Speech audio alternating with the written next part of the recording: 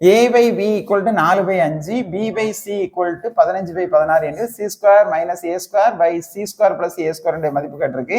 இப்போ இங்க b 5 இருக்கு, இங்க b 15 இருக்கு.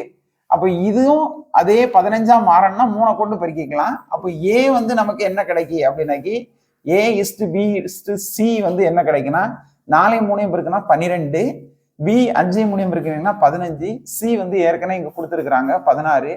அந்த ஃபார்முலாவில் அப்ளை பண்ணுவோம். 16 ஸ்கொயர் பிளஸ் மைனஸ் 12 ஸ்கொயர் ஏ by 16 square plus 12 square equal to 256 கழித்தல் 144, 256 கூட்டல் 144.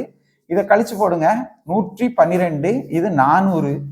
வாய்ப்பாடு அடிக்கலாம். 16வது வாய்ப்பாடுல 7/16, இது வந்து 25/16, 7/25 நமக்கு ஆன்சர்.